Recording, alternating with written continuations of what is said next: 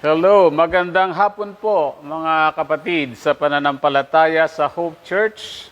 Kumusta po kayo? Nandito na naman po tayo sa isang Miyerkules kung saan tayo ay makapagniniig sa pamamagitan ng broadcast na ito. Sana ay nasa mabuti kayong kalagayan, lalong-lalo na sa mga kapatid natin dito sa Dasmariñas, sa Trece Martires, sa General Trias, sa Makati, sa Taguig, sa Las Piñas, sa Baclaran, at kung saan-saan pa na kung saan makakarating ang Bible studying ito. Pagpalaing kayo nawa ng ating Panginoon.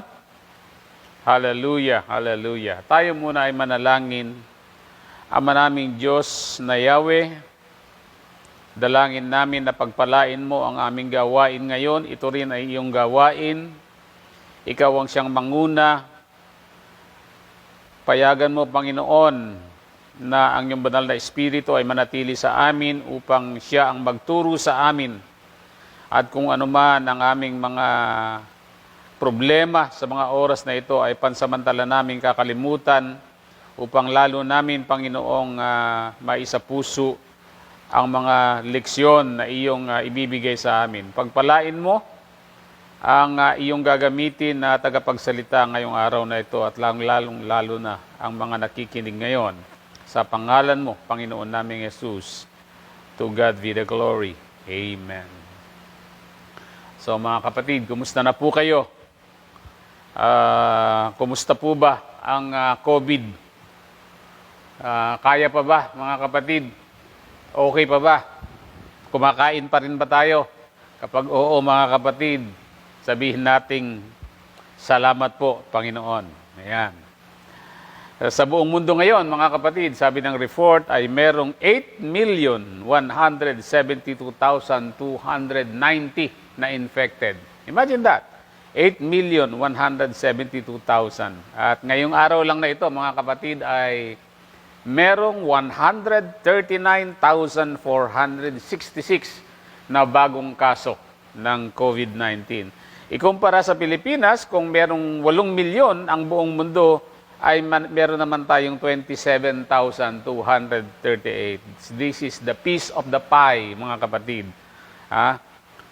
Medyo maliit pa rin, pero hindi naman ibig sabihin, mga kapatid, tayo ay basta-basta na lang magre-relax. Sa araw na ito ay 5 ang namatay na ating mga kababayan dahil sa sakit na ito at merong 457 na naitala ng mga bagong kaso. No?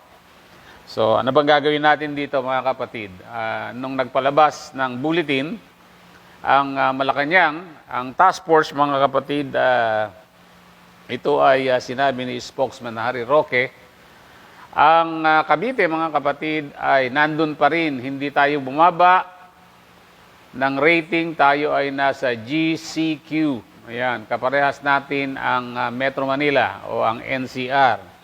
Dapat sana ay mga MGCQ na tayo para medyo luluwag-luwag sana. Kaya lang, mas mabuti na rin siguro yan para na sa ganun makapag-ingat tayo lalo. Amen? Ayan. So, punta tayo sa ating topic, mga kapatid. Tayo ay nasa pang-anim sa ating session na pinamagatang The Only True God, a Study of Biblical Monotheism.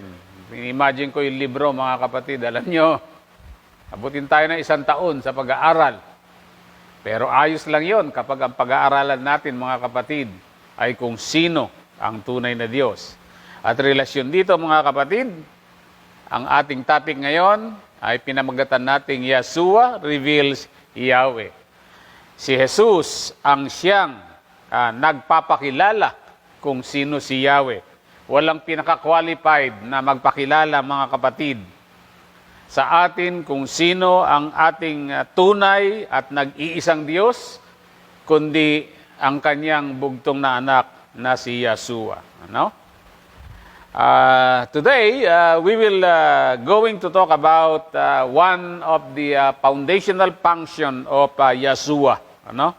He is a revealer of Yahweh God. Ano?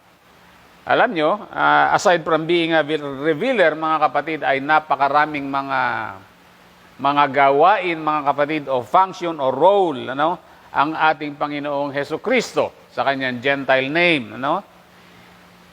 Alam natin kung sino siya. He will be the King of Kings and the Lord of the promised millennial kingdom. Alam natin yan, mga kapatid. And Yeshua is also the Redeemer. He is our Redeemer, our Savior. And He is a mediator, a chief priest between God and us as a sinful man, mga kapatid. And there are so many other functions, mga kapatid. Pero tayo ay magko-concentrate, mga kapatid, sa kanyang pagiging revealer, tagapagpakilala. No? Doon tayo magko-concentrate ngayon at alam nyo, importante na kilalang-kilala natin si Yahweh. Ano? Kasi alam nyo, sa mga panahon ngayon, si Satanas ay nasa double time o full time na siya, mga kapatid, dahil alam niya na malapit na ang kanyang katapusan, mga kapatid. Ano? And to the Christian who is still busy, madami pa rin tayong mga kapatid na masyado silang busy and they are working part-time, ano, in the service of the Lord, at kung minsan ay no time, ano. Christians, I would like to remind you that Satan is working 24/7. He is a full-time enemy, mga kapatid, ano. At nagsimula yan, mga kapatid, na kumilos yan. Way back, yung dramatic construction ng creed, ng Athanasian Creed, mga kapatid, 325 AD, mga kapatid, where 300 bishop formulated the doctrine that Jesus is another God.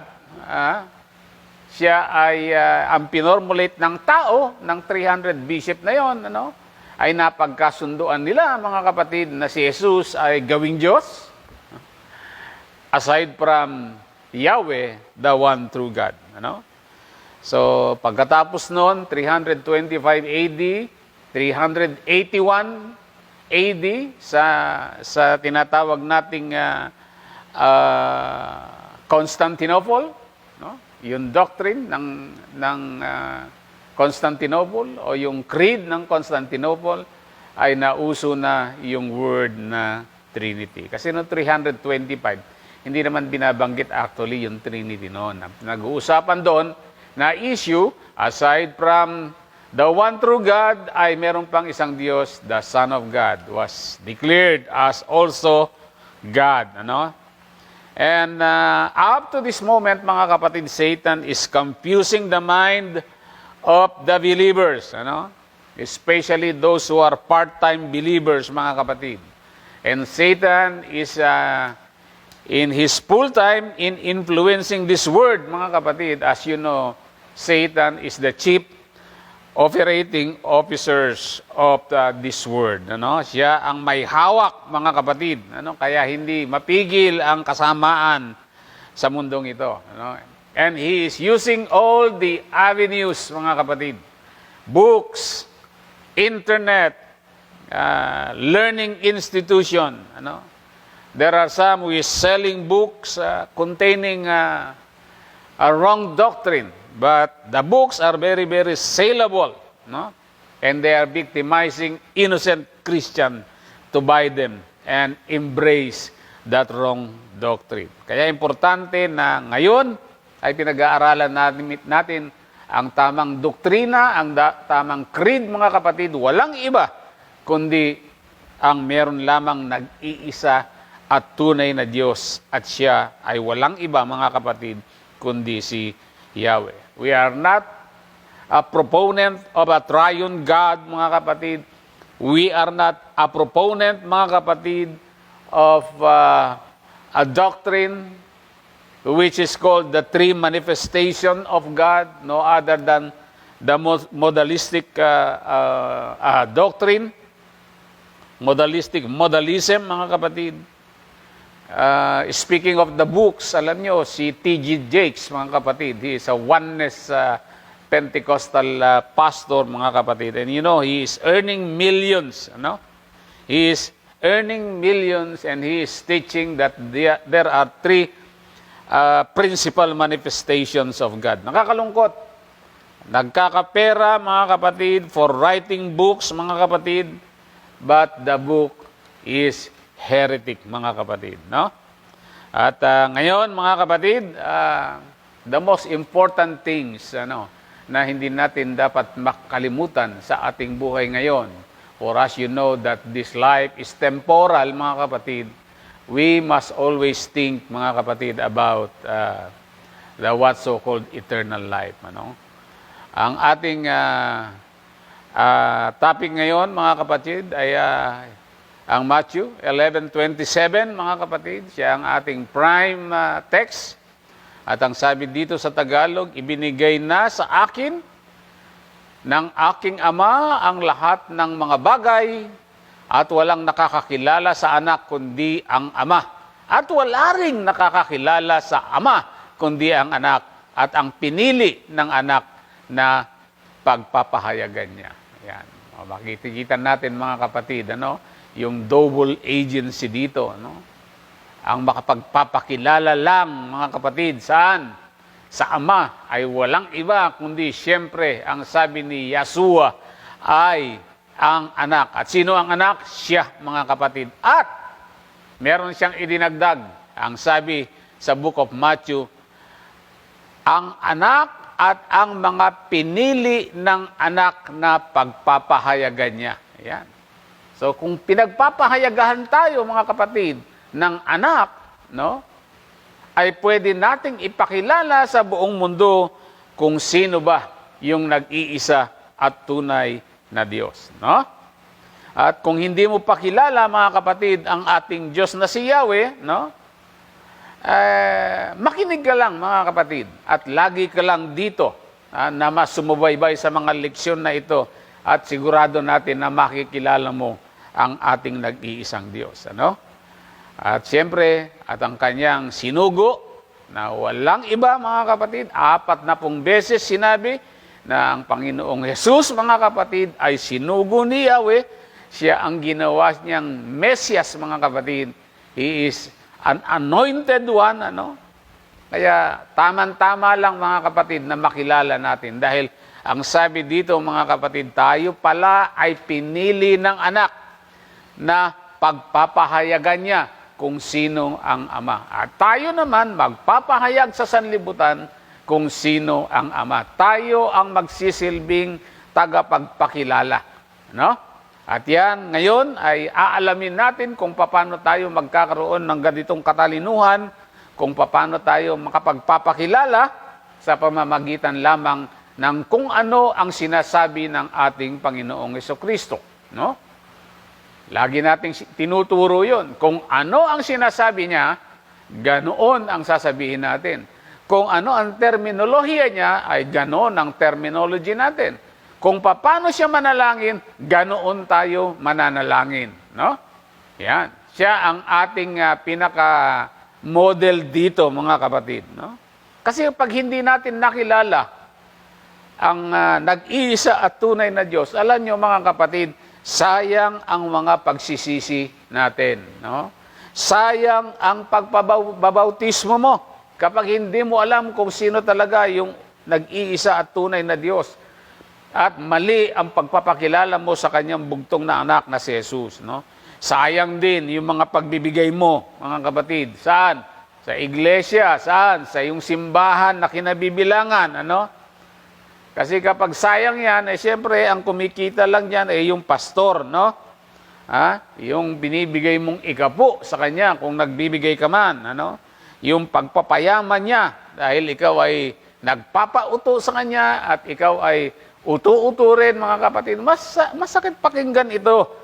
Pero ito totoo to, mga kapatid, Kung minsan ay nangyayari sa atin to, tapos mali pala yung turo, mga kapatid, na kanyang ibinibigay sa atin. Dahil naranasan natin yan. Ako, naranasan ko mismo yan. maling turo, no? O sino ang nakinabang, mga kapatid, di ba? Yung maling tagapagturo, no? At kami ay naging biktima niya lang, no? Now, ngayon, mga kapatid, the revealer, who is no other than Jesus Christ, will talk to us, Yeshua will going to reveal us, mga kapatid, who is the Father, no? And for the 31,000 verses of the New Testament, mga kapatid, ay ni minsan, minsan lang, mga kapatid, ibinanggit dito ang kung ano ang totoong credo, kung ano ang creed, mga kapatid, o Christian creed, mga kapatid, ng ating pinangahawakang pananampalataya na meron lang nag-iisang Diyos. At yan ay mababasa natin sa Deuteronomy chapter 6, verse 4 up to 5 sa Lumang Tipan, mga kapatid, at yan ay mas kilala sa tawag na Shema, mga kapatid, no? Deuteronomy 6:4, 5. At ang sabi doon, mga kapatid, pakinggan mo, O Israel, si Yahweh na ating Diyos, ang tanging Yahweh, at ibigin mo si Yahweh sa iyong Diyos ng buong puso at buong kaluluwa at buong lakas. At yan, mga kapatid, ay nabanggit muli sa Bagong Tipan. So makikita mo, ito ay tama sa Lumang Tipan at tamang-tama rin sa Bagong Tipan. At sa ngayon naman ay hindi na yung si Moses ang nagsasalita, mga kapatid, no? Ang unang propeta ng Diyos, mga kapatid, na pinagkatiwala niya na ang kanyang mga lingkod ay alisin sa pagkakatali, sa pagiging alipin sa Ehipto. Ngayon, mga kapatid, ay walang iba naman. Ang tagapagsalita ay walang iba, kundi ang ating Panginoong si Yeshua, mga kapatid. At mababasa natin sa aklat ng Marcos 12:28-29 ng Bagong Tipan, mga kapatid. So, anong sabi doon, mga kapatid? Ang liwaliwanag, sumagot si Jesus, ito ang pinakamahalagang utos, no? Tandaan natin, pinakamahalaga ito. Pakinggan mo, Israel, ang Panginoon na ating Diyos, siya lamang ang Panginoon. At ibigin mo ang Panginoon mong Diyos ng buong puso, buong kaluluwa mo, buong pag-iisip mo, at buong lakas mo. So, 4 yun. So, yan yung pinaka-credo, mga kapatid, ng biblical monotheism, no? Hindi tayo nagkakaroon ng napakaraming credo. Minsan, tulad ng kwento ko sa inyo, ay merong akong nakausap, mga kapatid, na isang Trinitarian, mga kapatid, at tinanong ko sa kanya kung anong credo. At sinabi niya, yung mga various creed nila, Athanasian Creed, mga kapatid, no? Apostles' Creed, mga kapatid, at yun ay lagi nilang binabasa sa pagsisimula ng misa nila sa simbahan, mga kapatid, most specifically yung mga Roman Catholic. And I believe na alam nila, mga kapatid, yung kanilang mga sinasalita. Nang tinanong ko naman, mga kapatid, yung mga modalist o yung creed, mga kapatid, ng mga oneness Pentecostal, sa mga tinanong ko, mga kapatid, nagulat ako. Wala palang oneness creed, mga kapatid. Hindi pala nila sinulat, mga kapatid, yung tinatawag nilang Creed of Oneness Pentecostal. Hindi tulad ng mga Trinitarian na meron silang Athanasian Creed, meron silang Apostolic Creed. Pero eto palang mga Oneness Pentecostal, wala silang creed. Hindi nila alam. Yan ay base lang sa experience ko. So ako naman, bilang dating Oneness Pentecostal preacher, mga kapatid, alam ko yung creed namin noon. Hindi ko sasabihin sa inyo. No? Hindi ko sasabihin sa inyo. Pero kapag tinuro ko na yon, sige, pwede ko rin namang sabihin later. Pero test mo yung sarili mo. Kung ikaw ay nakikinig na isang Oneness Pentecostal ngayon, i-test mo yung sarili mo kung alam mo ba yung creed o Oneness Creed, kapatid ko. Subukan mo. Pero 100% masasabi ko sa iyo, bigyan natin ng konting 1%. 99% hindi mo alam yung sasabihin mo. Okay? So, malungkot, ano? Talagang ganon, mga kapatid, ano? So,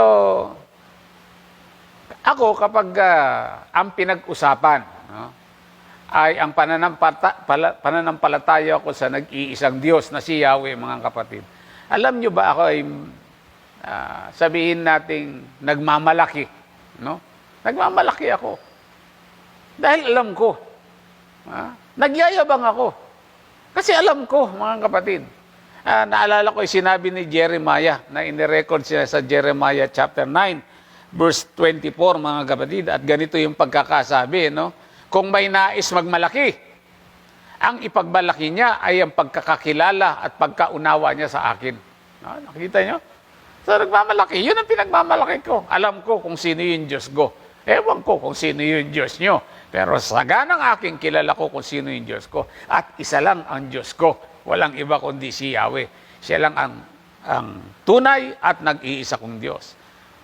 Sapagkat ang aking pag-ibig, sabi ni Yahweh, ay hindi nagbabago. Makatarungan at matuwid ang ginagawa ko. Ito ang mga bagay na nais ko. Ako, si Yahweh, ang nagsasabi nito. No? Kita nyo? Kung paano magsalita si Yahweh, mga kapatid. And sabi sa English, but the one who boasts should boast me in this, and that he understand and know me, that I am Yahweh. That he boasts, that he understand and know me, that I am Yahweh. Yung iba, alam nyo mga kapatid, ay allergic na tawagin yung salitang Yahweh, mga kapatid. Lalo na yung mga relihiyon o na denominasyon na tinatawag na Jesus only, mga kapatid. No? Kasi doon ako galing, mga kapatid. Ano? Hindi mo maririnig. O sabihin natin, bihira mong marinig, mga kapatid, yung salita o ina-address nila yung glorification nila kay Yahweh. No? Pag kumakanta sila, of course, Jesus is the center. No? Akin, hindi si Jesus ang sentro ko. Ang sentro ko ay yung nag-iisa at tunay na Diyos, si Yahweh, mga kapatid. No? Okay. Ang sabi ng kanilang turo sa dual nature of God ng mga Trinitarian at ng mga modalist, mga kapatid, si Jesus daw ay, ang Diyos daw rather ay, o ang Ama rather ay naging tao. No? Which hindi ko pinaniniwalaan yun. Ano? Kasi hindi pwedeng maging tao ang Diyos. Kapag ang Diyos kasi naging tao, makukuha niya yung nature ng tao. At ang isa sa mga nature ng tao ay sinungaling. No? Ano sabi sa Numbers 23:19? Ang Diyos ay hindi tao. Malinaw yan, ha? Oh. Na magsisinungaling ni anak ng tao na magsisisi. Sinabi ba niya at hindi niya gagawin o sinalita ba niya at hindi niya isasagawa? Kaya delikado yung maging tao. Hindi pwedeng ibababa ng Diyos yung kanyang pagiging tao. Wala kang mababasa, mga kapatid ko, sa Biblia na ganun ang gagawin. No? So, si Jesus Christ, mga kapatid, kung babasahin natin at pag-aaralan natin, mga kapatid, yung kanyang nature, sa Greek ay nabanggit, mga kapatid, yung sinasabi nilang anthropos. Nang ibig sabihin, mga kapatid, ng anthropos, parang yun yung galing sa subject natin sa high school na anthropology. It means a human being, mga kapatid. And this Jesus Christ, mga kapatid, is a human being. No? Siya ay tao, mga kapatid. He is a mediator between man and God, the man, Jesus Christ. Sa liwanag yun, ano? Kaya lang, hindi naman siya isang ordinaryong tao. Hindi naman siya isang espesyal, mga kapatid, na tao. Kung payagan niyo ako, sasabihin ko na super tao siya. No? He is a highly exalted man by God. No?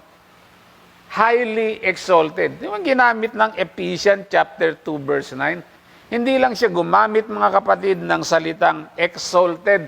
Ang ginamit sa Ephesians chapter 2 verse 9 ay highly exalted. Meron akong isang subject, mga kapatid, na ituturo later on, na ang concentration lang natin ay ang Philippians chapter 2 verse 9. At diyan nyo maiintindihan kung ano ang ibig sabihin ng exaltation. Ano? God given him an authority and power on earth and in heaven. Nakita nyo yun, ha? Kung gaano siya ka-exalted, mga kapatid. Ibinigay ni Yahweh, mga kapatid, ang lahat ng kapangyarihan at pamamahala, mga kapatid, dito sa mundong ito at sa langit, mga kapatid. Well, hindi ibig sabihin kung ibinigay ni Yahweh yun, ibinigay niya lahat. Siyempre, hindi niya ibibigay ang kanyang glory. Hindi niya ibibigay ang kanyang power at ang kanyang authority. Alam niyo, minsan naturuan ako ng ganun nung bago pa ako sa Panginoon, na ang lahat daw ng tuhod sa langit at sa lupa ay luluhod. Aba, sinabi niya ba naman na pati daw yung tuhod ni Yahweh ay luluhod dito kay Jesus, mga kapatid? Dahil ang sinabi daw ay literal na lahat. Nakita niyo kung paano mali yung pagtuturo na yon, mga kapatid, no? Pero totoo, mga kapatid, na Jesus Christ was highly exalted ayon sa Philippians chapter 2 verse 9. No? So, highly exalted, mga kapatid, by God. God gave him all the authority and power of the earth and in heaven. Number 3, ano yung mga power, mga kapatid, na ibinigay sa ating Panginoong Hesukristo? Power to raise the dead. Ano? Power to forgive sins, mga kapatid. And power to mediate and intercede. And he have the power to advocate. No? So, ang daming mga powers na ibinigay sa ating Panginoong Hesukristo. No? Kaya nga, 18,065 times, mga kapatid, doon sa verses ng New Testament, mga kapatid, no? Yeshua, despite of the powers given by Yahweh, never say, mga kapatid, never say, mga kapatid, na I am God. Na minsan hindi sinabi ng ating Panginoon na siya ay Diyos. Ano? Kasi if He is God, mga kapatid, Jesus should have said it, mga kapatid. Ano? He will not going to cover up the truth. Kung yun ay totoo, dapat sinabi niya na. Ano? You know why? Because Jesus Christ is the champion of the truth. Ano? Ang sabi, mga kapatid, ng 14:6, mga kapatid, nandiyan, He is the way, He is the truth, mga kapatid, and the life, no? Pero nung sinabi niyang, I am the way, dun pa lang makikita mo na siya yung kalsada, ano? Siya yung daan. Daan, papunta kanino? Sagutin niyo ako, papunta kay Yahweh. So, ibig sabihin, He is not the final destination, no? He is not our final destiny. He is only the way to the final destiny. Ano? So, isipin mo, 18,065, no? Na pagkakataon sa Bible na mga verses, mga kapatid. Sabihin mo man lang siguro na ako ay Diyos, mga kapatid. Ano? Pero ni minsan, hindi ito sinabi ng ating Panginoong Hesukristo. Ano? Ito pa, 172 times rather. 172 times na binanggit niya yung salitang Father, mga kapatid. Ano? At hindi niya yun kailanman ipinapatungkol. New Testament, 172 times. Ni minsan, nung binanggit yung salitang Father, ay hindi niya ito kailanman ipinapatungkol sa kanyang sarili, mga kapatid, kundi ipinapatungkol sa kanyang ama na si Yahweh, mga kapatid. No? Oh, my Father is greater than I. Sabi sa John chapter 14 verse 28, mga kapatid. So, in this verse, mga kapatid, it is very clear, direct from Jesus' mouth, mga kapatid, that Father, mga kapatid, is far supervisor, far powerful than His awesome Son, Jesus Christ, mga kapatid. Doon pa lang, malalaman na natin yung pagkakaiba. Kaya isang malaking pagkakamali, mga kapatid, na sasabihin mo na ang Creator, mga kapatid, ang manlalang lang, mga kapatid, ay ang ating Panginoong Jesucristo, at yung glory ng pagiging manlalalang ay kukunin niya sa Ama at gagawin niya, ibibigay niya o ipapasa niya sa anak, at tatawagin mong tagapaglalang yung anak. Jesus, Yahweh is the Creator. And Jesus Christ, naintindihan niya yon, mga kapatid. Yahshua never steal that glory from the Father being a creator of the universe, mga kapatid. Yes, Jesus, as I said, is the greatest champion of truth, mga kapatid. Why? Why is it that Jesus is a greatest champion of the truth? Because He speak of His Father word, mga kapatid. Sinabi niya, siya mismo nagsabi, lahat ng natututuhan niya tungkol sa Amang Diyos, mga kapatid, ay hindi galing sa Kanya, kundi itinuro sa Kanya ng Ama. At tayo din ganoon. Lahat ng natututunan natin, mga kapatid, patungkol sa Ama ay makukuha lamang natin doon sa greatest champion of truth, walang iba kundi ang ating Panginoong Hesukristo. Kaya minsan nagbabasa ako sa Bible, mga kapatid, ay nabasa ko yung Luke chapter 22.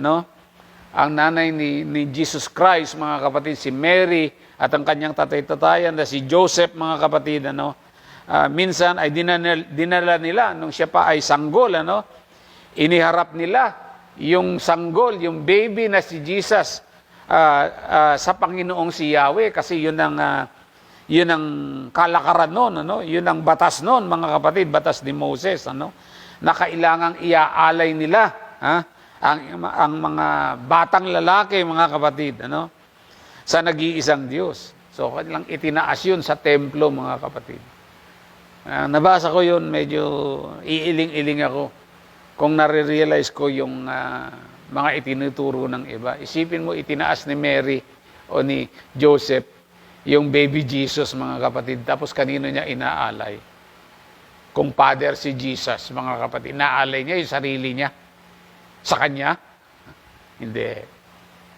Minsan, mga kapatid, gumamit po tayo ng mahalagang common sense, mga kapatid, para alam natin kung niloloko tayo ng mga nagtuturo sa atin ng mga maling doktrina. Hindi po basihan kung malaking church yan.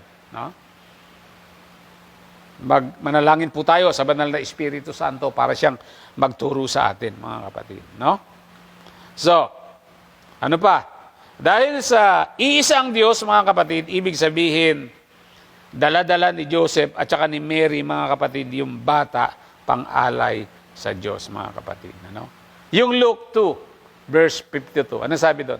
Patuloy na lumaki si Jesus sa pangangatawan, lumawak ang kanyang karunungan at lalong naging kalugod-lugod. Saan? Kalugod-lugod? Saan? Saan siya nakakuha ng favor? Sa Diyos, mga kapatid. Patuloy na lumaki si Yahshua, mga kapatid. Patuloy siyang lumaki sa pangangatawan. From baby, naging teenager tulad ng iba sa inyo, hanggang siya ay naging full-blown adults, 30 years old, mga kapatid. Bakit? Bakit siya dahan-dahang lumaki sa pangangatawan? Precisely because siya ay tao, mga kapatid. Ano pa? Ang sabi ay, lumawak ang kanyang karunungan. O siguro dati, mga kapatid, yung Hebrew alphabet, mga kapatid, ay hindi niya alam. Pero dahil sa pagtuturo sa kanya ng kanyang nanay na si Mary at ang kanyang tatay-tatayan, mga kapatid na si Joseph, ay unti-unti niyang natutunan ito, unti-unti siyang nakakabasa at naiintindihan niya yung scriptures. Hindi yung bigla na lang, walang nagturo sa kanya, alam niya. Bakit? Dahil siya ay Diyos. Hindi ganun, mga kapatid. Maling katuruan yan. Tandaan natin, siya ay lumaki sa pangangatawan, siya ay lumawak sa kanyang karunungan, at lalong naging kalugod-lugod sa Diyos at sa tao. Ibig sabihin, natuto na siyang manalangin, natuto na siyang sumamba, natuto na siyang magpuri sa Diyos, mga kapatid. Dahan-dahan siyang naging kalugod-lugod. Dahan-dahan siyang nakareceive ng favor sa Diyos, mga kapatid. At hindi lang sa Diyos, sa tao. Marunong na siyang gumalang sa tao. Marunong na siyang gumalang sa magulang niya. So, habang lumalaki, mga kapatid, ay pausbong ng pausbong ang pabor ng Diyos dito sa batang si Jesus.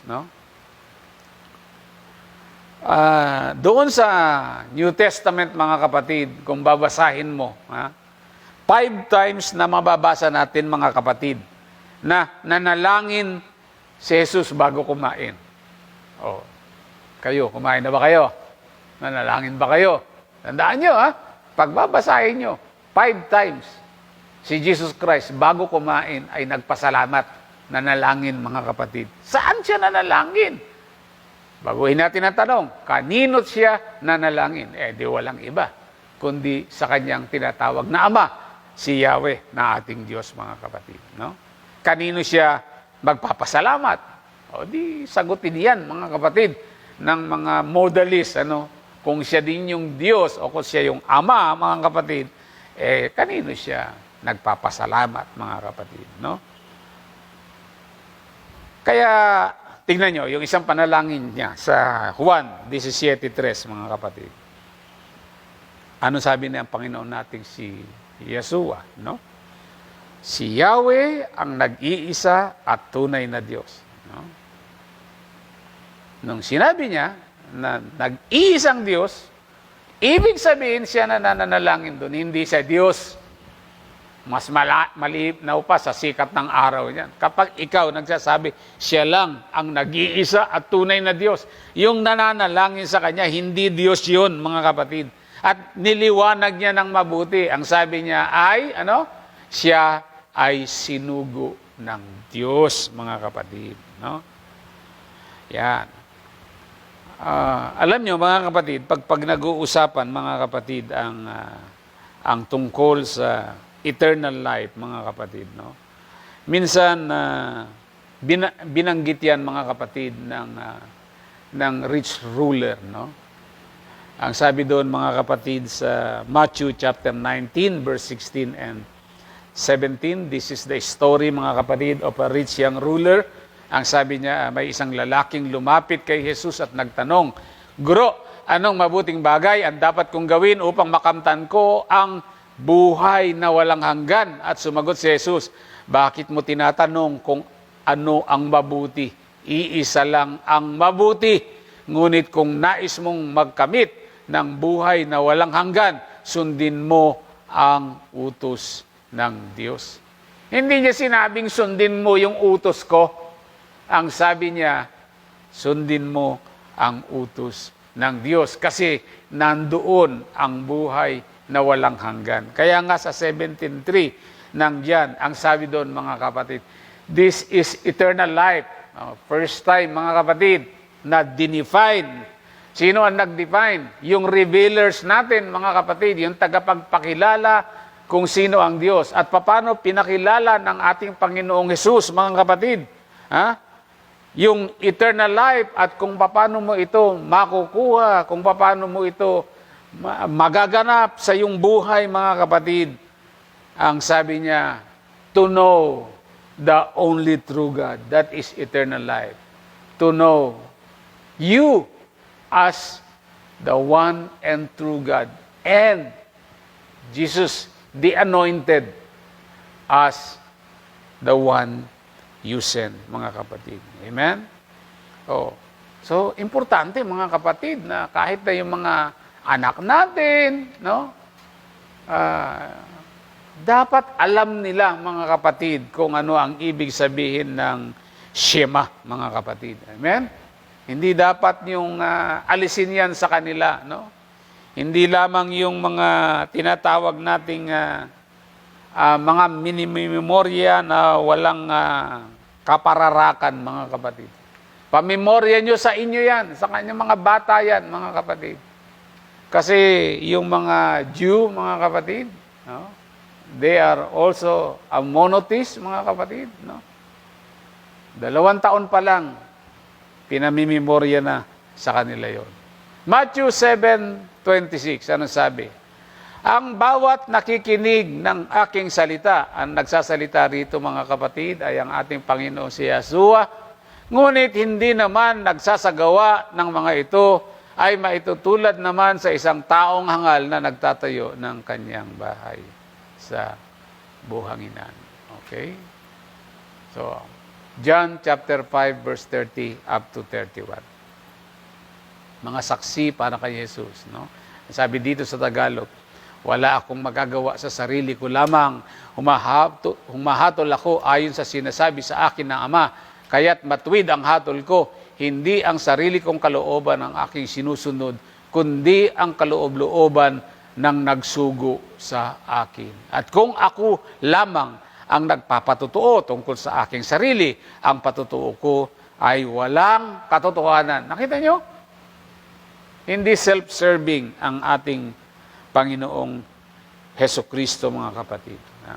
Humahatol lamang daw siya ayon sa sinasabi ng kanyang Ama. Kuminsan, mga kapatid, mapapansin nyo, paulit-ulit itong sinasabi ko. This is very important verses, mga kapatid, na kailangan mag-sink in sa atin, mga biblical monotheists, mga kapatid. No? Kasi kung hindi mag-sink in sa ating mga damdamin yan, mga kapatid, paano natin ito i-share sa ating kapwa? No? Hindi siguro, mga kapatid. John 14:28, sinasabi ko sa inyo, ako'y aalis, ngunit ako'y babalik. No? Si Jesus to, nagsasalita, mga kapatid ko, kung iniibig nyo ako, ikagagalak nyo na ako ikagagalak nyo ang pagpunta ko sa Ama. May pupuntahan. Ano yung sinabi ko, pinag-aralan natin nung nakaraan, mga kapatid, sa Revelation chapter 3, verse 2. Ano? Si Jesus, si Yeshua ay pinaupo sa kanang upuan ng Diyos na si Yahweh. Kaya sabi niya rito, kung iniibig niyo ako, ikagagalak niyo ang pagpunta ko sa Ama, sapagkat higit na dakila ang Ama kaysa sa akin. So kayong mga Trinitarian, siguro maganda na basahin niyo to, na hindi ko equal ang ating Panginoon na si Yeshua sa ating Diyos na si Yahweh, mga kapatid. Sapagkat higit na dakila ang Ama kaysa sa akin, mga kapatid. Ang liwanag niyan, mga kapatid. No? One God cannot be greater to another God. No? Kaya sabi, tulad ko, tulad natin, tayo na magtatagumpay. Yan, sa Revelation 3:21. Ano sabi? Ang magtatagumpay ay bibigyan ko ng karapatang umupo, nakatabi ko sa aking trono. Sino nagsasalita dito? Si Jesucristo, mga kapatid. Ang sabi niya, bibigyan ko ng karapatang umupo, katabi ko sa aking trono. Halimbawa, ako nasa trono. Lahat ng mga overcomers, mga mananagumpay, mga kapatid, ay bibigyan ng karapatang umupo, nakatabi niya sa kanyang trono. Nakita niyo yun? Saan yun? 1,000 millennial reign, mga kapatid. Katabi mo ang King of Kings at Lord of Lords. Tulad daw niya na nagtagumpay. Nagtagumpay si Jesucristo, di ba? Saan? Sa bundok ng Kalbaryo, di ba? Sa krus, di ba? At nakaupo ngayon, hello? Saan nakaupo ngayon ang ating Panginoong Jesucristo? Katabi ng aking Ama. Saan yun? Sa kanyang trono, mga kapatid. No?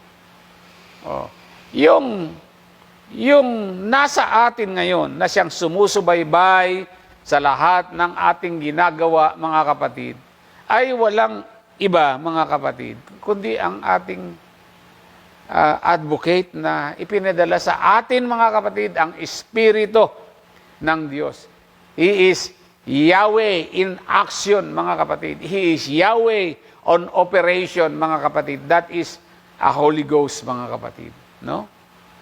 Dahil ang ating Panginoon ay nakaupo ngayon. Saan? Nakatabi ng Ama. Sa kanyang trono, mga kapatid. No? Medyo mahaba itong ating topic na to, mga kapatid. Pero siyempre, hahatiin ko. Ano?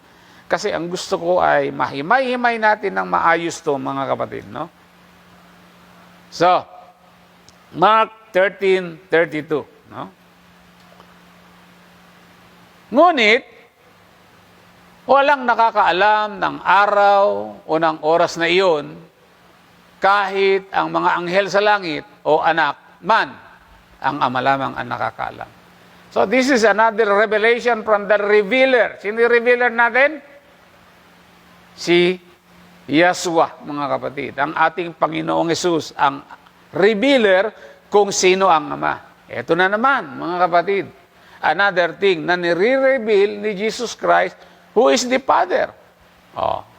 Ngunit walang nakakaalam ng araw o oras na iyon, kahit na ang mga anghel sa langit o ang anak man. Sino ba yung anak? Siya. Ang paborito niyang ipangalan sa kanya ay anak ng tao. So hindi niya alam, no?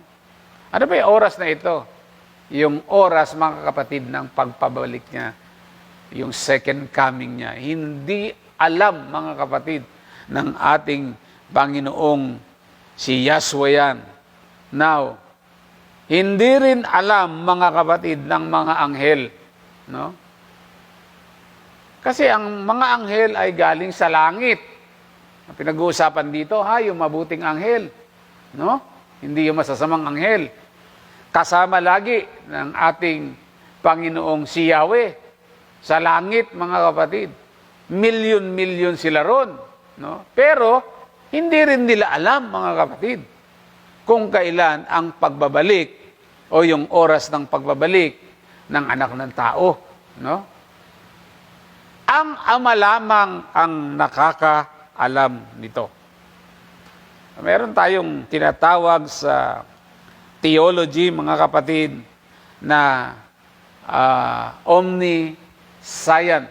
No? Ibig sabihin na nakakaalam ng lahat na lahat. At yung karakter na yan, mga kapatid, no, ay present lamang, mga kapatid, sa ating Diyos na si Yahweh. Ano? Yan, paano mo mapapasinungalingan yung verse na yan? Kung mismo ang ating Panginoong si Yahshua, mga kapatid, ay nagsasabi na kahit ang anak man ay hindi nakakaalam. So maliwanag, mga kapatid, na mas may makapangyarihan ang Ama kaysa kahit na sino man dito. Hindi ibig sabihin na si Jesus ay bugtong na anak niya, alam niya ang lahat. So kumbaga, parang sinasabi ng anak ng tao, ni Yahshua, na hindi ako Diyos. Oo, he is highly exalted, pero even though he is highly exalted, it doesn't mean to say, mga kapatid, that he knows everything. It doesn't mean to say that he is omniscient, mga kapatid. Hindi ganon. No? Because there is only one that is omniscient. Walang iba kundi ang one true God natin na si Yahweh, mga kapatid. Amen? So alam ko, naintindihan nyo, mga kapatid, yung mga bagay na yan. No? Psalms 82, verse 6. Kasi minsan, yung iba mga pilosopo, sasabihin nila, ibig sabihin, hindi natin pwedeng tawagin Diyos ang ating Panginoong Hesukristo. Meron kasing tradition dyan, mga kapatid. No? Sa akin, mga kapatid, kung gusto mo siyang tawaging Diyos, no, nasa sa'yo yan. Pero never naikumpara mo siya sa nag-iisa at tunay na Diyos. No? Kasi kahit sa Psalms 82 verse 6, ang sabi ko, kayo'y Diyos, anak ng kataas-taasan. Sinabi yan doon sa mga elders ng mga Israel, mga kapatid. Ano? Sa John chapter 10, verse 34 up to 36, tumugon si Jesus, hindi ba nasusulat sa inyong kautusan? Sinabi ko, mga Diyos kayo, tinatawag na Diyos ang mga pinagkakatiwalaan ng salita ng Diyos at hindi maaring ipawalang bisa ang sinasabi ng kasulatan. Ako'y pinili at sinugo ng Ama. Paano nyo ngayon masasabing nilalapastangan ko ang Diyos dahil sa sinabi kong ako ay anak ng Diyos? Nakita nyo? Lahat daw, mga kapatid, at hindi ito pwedeng ipawalang bisa, lahat ng pinagkatiwalaan ng salita ng Diyos ay tinatawag na Diyos. Kaya pala, sa Exodus chapter 7, verse 1, mga kapatid, kahit na si Moses ay, tinawag na Diyos, mga kapatid, no? Dahil, bakit tinawag na Diyos? Dahil si Moses ay pinagkatiwalaan ng salita ng Diyos. So, alam nyo na siguro, yung Torah, yung 5 books, mga kapatid, ng Old Testament, mga kapatid, na tinatawag natin sa ngayon. Ito ay sinulat, mga kapatid, ng propetang si Moses ayon sa dikta ni Yahweh sa kanya. So, ibig sabihin, pinagkatiwalaan ng salita ng Diyos si Moses, kaya tinawag siya na Diyos, mga kapatid. So, tungkol sa ating Panginoong Hesus, hindi siya nag-iisa at tunay na Diyos. Kasi merong isang pinakamataas na Diyos, mga kapatid. Siya yung kataas-taasan nating Diyos. At hindi siya si Jesus, mga kapatid. Pinagkatiwalaan siya ng salita ng Diyos dahil inanoint siya. Ginawa siyang Messiah, mga kapatid. Kaya nga, siya mismo, in-encourage niya tayo sa Juan chapter 4, verse 23 up to 24, na sinasabi niya, tayo ay kailangang sumamba, saan? Sa Diyos, dahil ang ating pagsamba, siya ay nag-iisang Diyos, sambahin natin siya saan? Sa Espiritu at sa katotohanan, dahil matagal nang ninanais ng nag-iisa at tunay na Diyos na siya ay sambahin. So, paano natin sasambahin ngayon si Messiah? Hindi natin siya sasambahin ng pinakamataas na pagsamba. Tulad nung sinabi ko sa inyo noong nakaraan, mga kapatid, yung adoration, mga kapatid, pwede sa ating Messiah, pwede sa ating Panginoong Hesus. Yung tinatawag nating reverential worship, pwede yan, mga kapatid. Sinabi ko na, yung klase ng worship noong nakaraan. Yung honorable worship, yes, pwede yan, mga kapatid. Yung secondary worship, yes, pwede yan, mga kapatid. Pero yung utmost and highest worship, mga kapatid, no. Only to the one true God, mga kapatid. And His name is Yahweh, mga kapatid. Alam nyo, sa New Testament, ay 7 beses sinabi ng ating Panginoong Hesukristo at in-address niya, mga kapatid, si Yahweh na my God. 7 times. Sinabi ni Jesus Christ, mga kapatid. At in-address niya yung kay Yahweh, my God. So, kung 7 beses, mga kapatid, sinabi ni Jesus na my God, ibig sabihin, mga kapatid, ay may Diyos si Jesus. Maliwanag, di ba? May Diyos si Jesus. At yung Diyos ni Jesus, Diyos natin yun, mga kapatid. Amen? So, yun ang kailangan itanim natin sa ating isipan. Okay? So, wala na tayong masyadong oras? Wala na tayong masyadong oras? Pwede pa? O, sige. Punta naman tayo kay Paul, mga kapatid. Si Apostle Paul, mga kapatid. Ayan. Si Apostle Paul ay hindi modalist. Hindi ni siya Trinitarian. Si Apostle Paul, mga kapatid, ay tinatawag nating monotheist. He is a Jewish monotheist. Dito sa mga verse na aking ipapakita sa inyo, i-analyze niyo, mga kapatid, sa salita mismo ni Apostle Paul, kung sino si Jesus at kung sino si Yahweh sa kanya. Ito mga ipipresenta ko sa inyo. At basahin niyo to. Ayan, ang lalaki, mga kapatid, sa screen natin. Basahin niyo yan, mga kapatid. makikita nyo kung ano ang pagkakakilala ni Apostle Paul sa Ama. At sa Ama, ang ibig ko sabihin, sa Diyos natin, mga kapatid, na kataas-taasan. At kung ano ang pagpapakilala naman niya sa ating Panginoong Jesus. Ano? Umpisa natin sa Philippians chapter 1 verse 2. Ganito pagkakasabi niya. Sumainyo nawa ang kagandahang loob at kapayapaan ng Diyos na ating Ama at ng Panginoong Jesucristo. Nakita niyo? Ha? May conjunction, di ba? At, no? Makikita nyo rito na iba, sumasa inyo nawa ang kagandahang loob at kapayapaan ng Diyos na ating Ama at ng Panginoong Jesucristo. Ng Diyos at ng Panginoong Jesucristo. Ilan? Dalawa. May pagkakaiba o may distinction? Yes, ang liwaliwanag ng distinction because of the word and because of the conjunction and, mga kapatid. Guess nyo, ha? Ngayon, punta tayo sa Roman chapter 1 verse 7. Ano sabi niya? Si Apostle Paul to. Siya ang sumulat ng Romans. Sa inyong lahat na nasa Roma, mga minamahal ng Diyos at tinawag upang maging banal, sumainyo nawa ang pagpapala ng kapayapaang mula sa Diyos na ating Ama at sa Panginoong Jesucristo.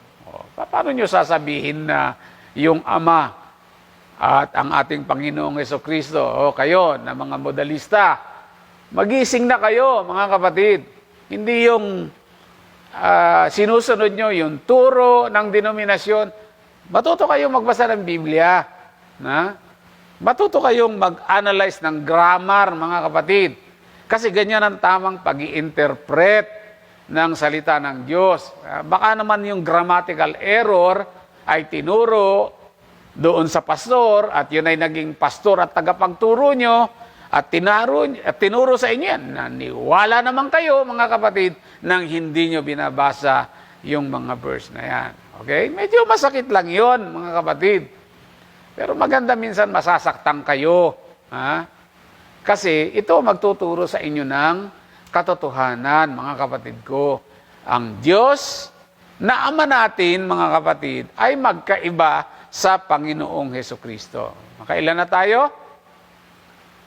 Pangalawa, pangatlo na tayo. Ang pinag-aaralan natin dito ay ang theology ni Paul o yung Christology ni Paul, mga kapatid, sa 1 Corinthians chapter 1 verse 3. Ano naman pagkakasabi? Nagte-take note ba kayo? Sumainyo nawa ang pagpapala at kapayapaan mula sa Diyos at sa ating Ama at mula sa Panginoong Jesucristo. Ganun na naman ang sinasabi ni Paul. Paano nyo masasabi na modalistong si Paul? No? At minsan, huwag kayong magpapakilala na oneness kayo pag hindi nyo alam yung history ng oneness theology. Susunod, didiscuss ko yan sa inyo, mga kapatid, kung saan nagpasimula yung oneness na yan. Alam nyo ba ang iniyayakap, mga kapatid, na theology ng mga oneness, yung modalistic monarchianism, no? O mismong yung General Superintendent International nyo, si David Bernard, nagsabi, mga kapatid, na ini-embrace nila yung modalistic monarchianism na ngayon ay mas kilala sa tawag na oneness, mga kapatid. Di ba? Alam nyo ba kung saan galing yan? Ang oneness, mga kapatid, o yung modalist, o modalism, mga kapatid, ay galing sa isang paring Katoliko. Kita nyo? Kung saan galing yon? Saan galing yung doktrina nyo? Sa isang paring Katoliko, mga kapatid. No? Gusto nyo malaman kung sino? Hindi ko muna sasabihin sa inyo yan. Mag-research naman kayo. No? Pero sasabihin ko sa inyo sa susunod yan. Sige. Nagsawa na kayo? Meron pa. Kanina 2 Corinthians. Ngayon ay kanina ay 1 Corinthians 1:3. Ngayon ay 1 Corinthians 1:2. Sumainyo nawa ang pagpapala at kapayapaang mula sa Diyos na ating Ama at Panginoong Jesucristo. Parang parehong-pareho ang sinasabi. Kasi nga, si Paul, mga kapatid, kumpirmado, monotheist yan, mga kapatid. He is a Jewish monotheist, mga kapatid. Ito ba? Mark chapter 1. Meron pa isa, si Timothy, at saka kay Titus, mga kapatid. No? Pero sunod ko na yon kasi malapit na tayo. No? Ito, last verse. Mark chapter 1, verse 12 up to 13. Ano pagkakasabi? Pagkatapos dinala agad ng Espiritu si Jesus sa ilang. Sino nagdala? Sa desert kay Jesus Christ? Banal na Espiritu Santo. Kaya wag niyo sasabihin yung banal na Espiritu Santo tsaka si Jesus iisa. Dinala nga eh. Di ba? Kailangan pa bang i-explain yan? Di ba? Pagkatapos, dinala agad ng Espiritu si Jesus sa ilang, na natili siya roon ng 40 araw at doon ay tinukso siya ni Satanas. Kung Diyos si Jesu Kristo, alam ni Satanas na Diyos si Jesu Kristo, just in case na ganon, tutuksoin ba ni Satanas yung Diyos, mga kapatid? Di siyempre tatakbuhan niya yan. Takot sa Diyos niyan kasi ang dami atraso sa Diyos. Di ba? Ito. Tinukso siya ni Satanas at doon ay may mababangis na hayop, ngunit si Jesus ay pinaglingkuran ng mga anghel, mga kapatid. Nakita nyo? Matutokso ba ang Diyos? Yan. Santiago 1:13. Ano sasabi? Kung totoong natutokso ang Diyos, ang sabi dito, mga kapatid, maliwanag, huwag sabihin ninuman na ang tinutokso siya ng Diyos kapag siya ay dumaranas ng pagsubok, sapagkat ang Diyos ay hindi maaring matukso at hindi rin naman niya tinutokso ang kahit sino. Hindi maaring matukso ang Diyos. At kilala ni Satanas ang ating Panginoon Diyos, mga kapatid, dahil Diyos niya din yan. No? Nagrebelde lang siya, pero Diyos niya, kung may nakakakilala kay Satanas, isa yan, kundi ang kirubin na anghel na si Satanas. Kilala niya ang Diyos. Kaya hindi niya pwedeng tutuksohin ang Diyos kung alam niya na si Kristo ay Diyos. Kaso hindi nga Siya ay anak ng Diyos. Okay? Ayos na? So, sa susunod, mga kapatid, ay meron na naman tayong magandang topic. Okay? Pag-usapan natin ang krido, ang pananampalataya. Ama, marami po salamat muli, O Yahweh, sa pagkakataong ibinigay mo sa bawat isa sa amin, sa aming Bible study. Nawa, Panginoon, naming Diyos ay maraming natutunan ang lahat ng mga nakatune in dito. Pagpalain mo lahat ng mga taga-Hope Church, Lord. At pagpalain mo, Panginoon, ang aming bansa. Pagalingin mo na ito, Panginoon. Pagalingin mo na ang aming presidente. Pagpalain mo ang Hope Church, Panginoon, sa kanyang mga pangangailangan. Gabayan mo kami, iligtas mo kami sa anumang sakuna, sa aming sakit. Ilayo mo kami, Panginoon. At pagpalain mo kami at bigyan mo kami ng provision sa araw-araw, Panginoon. Sa pangalan ng iyong bugtong na anak na si Jesus, ito po ang aming sabot dalangin sa inyo nang merong kapuspusan ng pagpapasalamat. Lahat po ay magsabi ng Amen. Marami pong salamat sa inyo. Ito po ang inyong kapatid, si Brother Noel. Hallelujah.